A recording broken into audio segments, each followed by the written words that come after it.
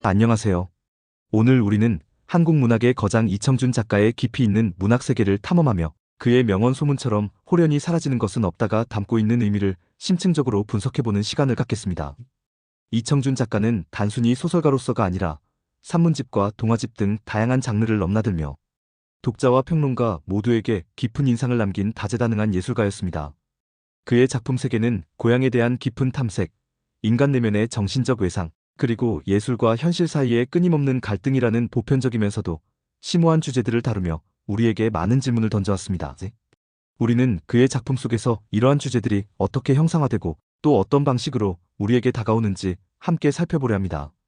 특히 그의 작품에서 갈등이 해결되는 양상은 이청준 문학의 주제와 형식을 이해하는 데 있어 매우 중요한 실마리를 제공합니다. 작품 속 갈등의 해소 방식은 전체 서사 구조와 밀접하게 연관되어 있으며 이는 종종 개방형, 반전형 또는 완결형이라는 다양한 결말 형태로 나타나곤 합니다. 개방형 결말은 독자에게 해석의 여지를 남기며 완벽한 해결보다는 문제점을 제시함으로써 독자의 능동적인 참여를 유도합니다. 이러한 열린 결말은 삶의 모호함과 복잡성을 그대로 반영하며 독자들이 스스로 의미를 찾아가는 과정을 통해 작품과의 깊은 교감을 가능하게 합니다. 반면 반전형 결말은 예상치 못한 전환을 통해 독자에게 강렬한 충격을 선사하고 기존의 인식을 뒤엎는 새로운 관점을 제시하며 사유의 폭을 넓힙니다. 그리고 완결형 결말은 갈등과 대립이 용서와 화해를 통해 승화되며 더 높은 이상을 제시하는 방식으로 독자에게 깊은 감동을 안겨줍니다. 이청준 작가는 이처럼 다양한 결말 방식을 통해 삶의 복합성을 섬세하게 그려냈습니다. 이러한 결말의 다양성은 그의 문학이 단순히 이야기를 전달하는 것을 넘어 독자로 하여금 삶의 본질과 인간 존재에 대한 근원적인 질문을 던지게 하는 이유이기도 합니다. 오늘 우리가 특별히 집중할 작품은 바로 1972년에 발표된 그의 중편 소설 소문이벽입니다. 이 작품은 발표 당시에도 상당한 문제작으로 평가받았으며 오늘날까지도 많은 독자와 평론가들 사이에서 활발하게 논의되고 있습니다. 소문의 벽은 트라우마, 상처, 인간의 열등감, 그리고 개인이 마주하는 사회에 보이지 않는 장벽과 현실적인 문제들까지 다층적인 주제를 아우르며 깊은 사유를 요구하는 작품입니다.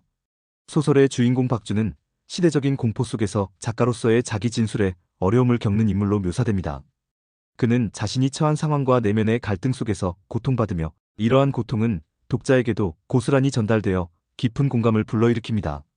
박준의 고뇌는 단순히 개인적인 고통을 넘어 당시 시대의 지식인이 겪어야 했던 정신적 압박과 양심의 갈등을 상징적으로 보여줍니다.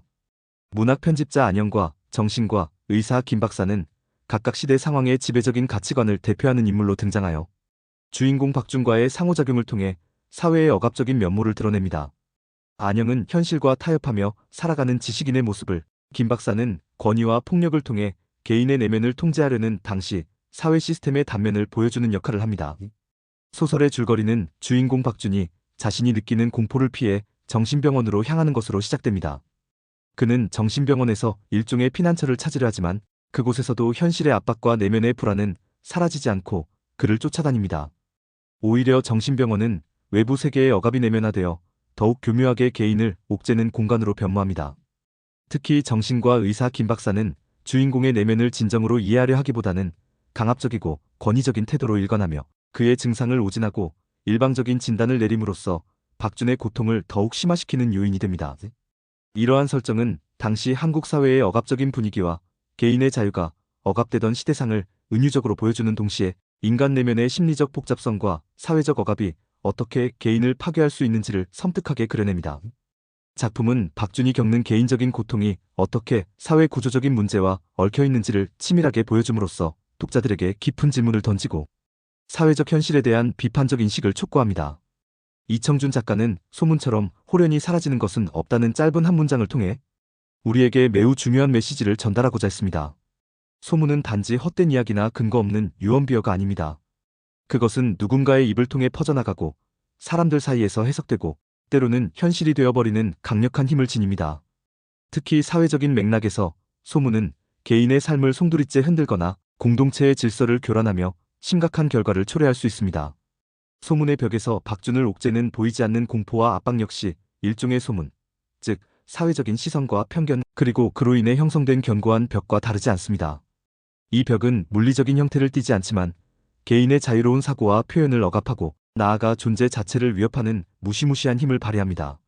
소문은 비록 실체가 불분명할지라도 그것이 던지는 그림자는 오래도록 남아 사람들의 의식과 무의식에 지대한 영향을 미칩니다. 심지어 시간이 흐른 뒤에도 소문의 잔상은 개인의 기억 속에 각인되어 트라우마로 작용하거나 사회 전반에 깔린 불신과 불안의 토대가 되기도 합니다. 이청준 작가는 이 명언을 통해 우리가 마주하는 모든 비가시적인 것들, 즉 소문, 편견, 트라우마, 심지어는 시대의 공포와 같은 것들이 결코 쉽게 사라지지 않음을 강조합니다. 그것들은 형태를 바꾸고 은밀하게 스며들어 우리의 삶과 사회에 지울 수 없는 흔적을 남깁니다. 마치 보이지 않는 벽처럼 우리를 가로막고 우리의 생각과 행동을 제약하며 때로는 깊은 상처를 남기기도 합니다. 이러한 보이지 않는 힘들은 단순히 과거의 유물이 아니라 현재에도 우리 사회 곳곳에 스며들어 다양한 형태로 발현되고 있음을 우리는 자각해야 합니다.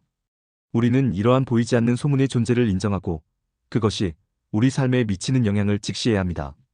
단순히 외면하거나 망각하려 할수록 그것들은 더욱 강력한 그림자가 되어 우리를 덮칠 수 있기 때문입니다. 소문처럼 홀연히 사라지는 것은 없다는 결국 과거의 상처가 현재에 미치는 영향, 사회적 억압이 개인에게 남기는 흔적, 그리고 우리가 미처 인식하지 못하는 사이, 우리를 지배하는 무형의 힘들에 대한 성찰을 요구하는 메시지입니다. 이청준 작가는 이러한 메시지를 자신의 작품 속에 다양한 방식으로 녹여내며 독자들에게 깊은 질문을 던지고 현실을 냉철하게 직시하도록 이끌었습니다. 그의 문학은 단순히 이야기를 읽는 것을 넘어 우리 자신의 삶과 사회를 되돌아보고 성찰하게 만드는 거울과 같은 역할을 합니다. 그의 작품들은 시대를 관통하는 보편적인 진리를 담고 있어 시간이 흘러도 그 가치를 잃지 않고 끊임없이 우리에게 새로운 의미를 부여합니다.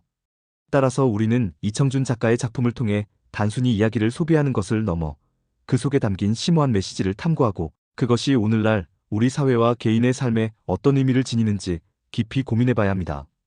특히 현대사회에서 빠르게 퍼지는 가짜뉴스나 편향된 정보들이 어떻게 새로운 소문의 벽을 쌓고 개인과 사회에 해를 끼치는지 생각해볼 때 이청준 작가의 통찰은 더욱 시의적절하게 다가옵니다.